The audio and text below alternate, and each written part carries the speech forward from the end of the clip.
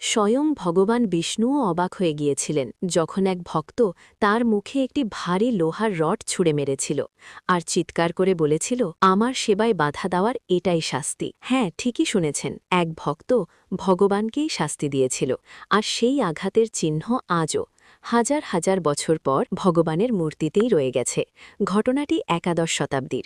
শ্রী রামানুজাচার্যের এক শিষ্য ছিলেন অনন্তালবার। তিরুপতির পাহাড়ে ভগবানের জন্য একটি ফুলের বাগান তৈরির দায়িত্ব দেওয়া হয়েছিল তাকে। অনন্তালবার তার ভক্তিতে ছিলেন অত্যন্ত দৃঢ় ও এগোয়ে। তিনি স্থির করেছিলেন এই সেবায় তিনি কারও সাহায্য নেবেন না। এমনকি তার স্ত্রী তখন গর্ভবতী, তবুও দুজনেই নিজের হাতে মাটি খুঁড়তেন, পাথর তুলতেন। তার বিশ্বাস ছিল যদি অন্য কেউ সাহায্য করে তাহলে তার ভক্তি কমে যাবে। একদিন প্রচণ্ড রোদে ঘামে ভিজে কাজ করার সময় একটি ছোট্ট ছেলে সেখানে এসে হাজির হল। সে বারবার অনন্তালাবারের ঝুড়ি তুলতে চাইছিল।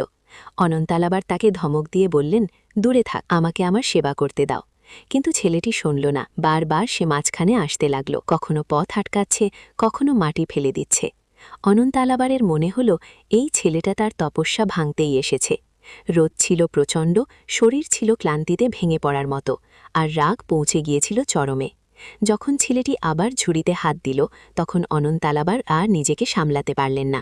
হাতের কাছে থাকা ভারী লোহার রডটি তিনি পুরো শক্তি দিয়ে ছুঁড়ে মারলেন সেই শিশুর দিকে। রডটি গিয়ে সরাসরি আঘাত করল শিশুটির থুতনিতে। কাঁদতে কাঁদতে ছেলেটি দৌড়ে মন্দিরের ভিতরে ঢুকে গেল।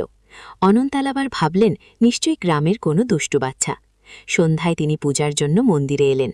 যেই না পুরোহিতরা গর্ভগৃহের দরজা খুললেন, সেখানে উপস্থিত প্রত্যেকের মুখ থেকে আর্তচিৎকার বেরিয়ে এলো। অনন্তালাবারের পায়ের তলা থেকে যেন মাটি সরে গেল।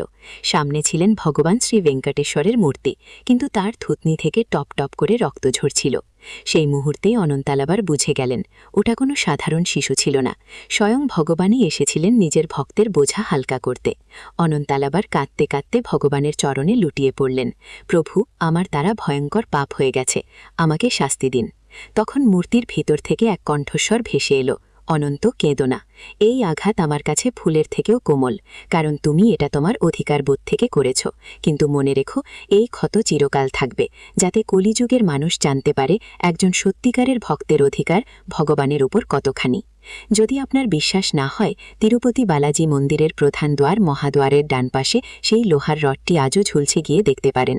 আর আজও ভগবানের থুতনির সেই ক্ষত ঢাকতে বিশেষ চন্দনের প্রলেপ দেওয়া হয়। ভগবান আঘাত পেয়েছিলেন, তবুও ভক্তের হাত ছাড়েননি। আপনিও যদি এই ভক্তি ও প্রেমে বিশ্বাস করেন তাহলে কমেন্টে লিখুন, জয় শ্রীহরি, জয় শ্রী ভেঙ্কটেশ্বর।